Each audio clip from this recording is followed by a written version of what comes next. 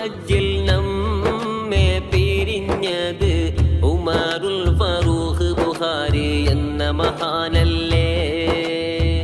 ബുഖാരി കബീലയിലേറെ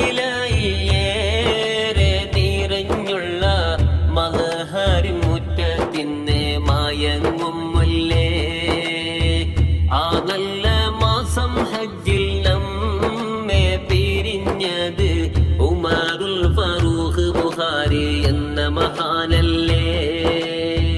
വലിയോടെ പ്രസിദ്ധരാം സയ്യിദ് ബസോട്ട് തങ്ങൾ ഇന്നും മനസ്സിൽ സ്നേഹിതരോർത്തിടും തിങ്കൾ.